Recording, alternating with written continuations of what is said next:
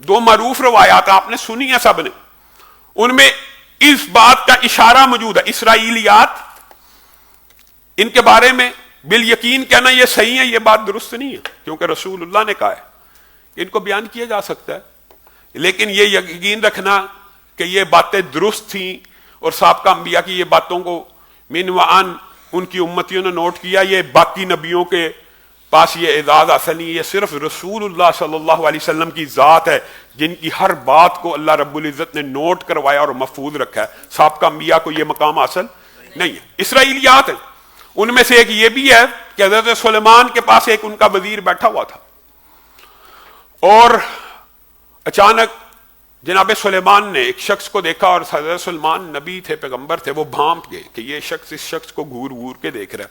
कुछ देर बाद वो शख्स गायब हो गया।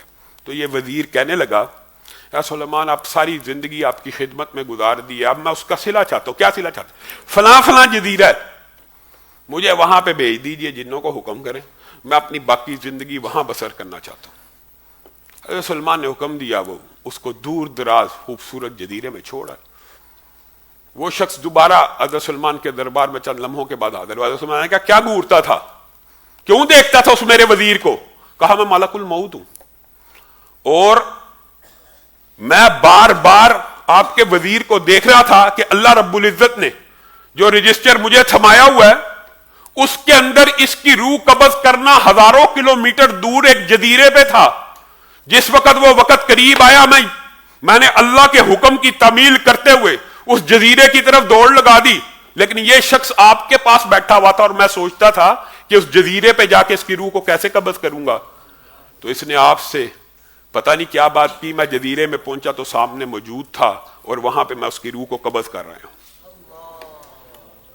जिस जगह पे लिखी हो वहां पे ही आनी है और जिस वक्त लिखी हो उसी वक्त आनी है आपके सामने। ये पुरानी बातें छोड़िए, असरे हाजिर में एक बाप और बेटे का वाकया आपकी नजर से गुजरा नहीं? आप दोस्त के अंदर बताइए, मौत का वक्त 7 समुद्रों के नीचे अंधेरों के अंदर तारीकियों में लिखा था। वो नौजवान और बाप यहां से चले किसका ताकुब करते हुए? अपनी मौत का। इंसान हर वक्त अपनी मौत के ताकुब में होता है। मौत की हिफाजत जिस तरह जिंदगी करती है लिखी हुई, दुनिया की कोई चीज नहीं कर सकती। और जिस वक्त मौत का लम्हा आ जाए फिर इंसान उससे भाग भी नहीं सकता। इसी तरह इसराइलियात में वो मशहूर वाकया भी है कि मलकुल मौत से पूछा गया, आपने जिंदगी में हजारों इंसानों की रूह को कब्ज किया, क्या आपको रूह कब्ज करते हुए कभी तरस आया? कहा, जी हां, 2 मरतबा आया था।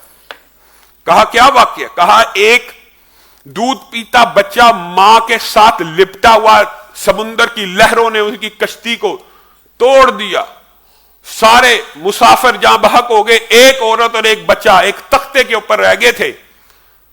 तो मुझे हुक्म मिला इस औरत की रूह को कब्ज कर दिया जाए।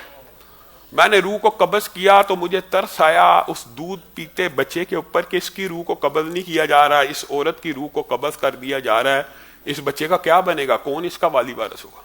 कहा, दूसरी मर्तबा, कहा, जिस वक्त शद्दाद ने पूरी जिंदगी मेहनत मजदूरी करके अपने लिए बागात और जन्नतों को सजाया, उन जन्नतों को आरास्ता और परास्ता किया, आजकल के मुताबिक अरबों डॉलर लगा के वो जो खूबसूरत महल्लात बनाए, जिस वक्त उनके दरवाजे पे पहुंचा और पहली मर्तबा अपनी तैयार करदा जन्नत का नजारा करने के लिए पहुंचा, तो मुझे हुक्म दिया गया इसका पांव उस बाग में और उस जन्नत में दाखिल ना हो। जिस वक्त दाखिल होने लगे इसकी रूह को कब्ज कर लिया जाए।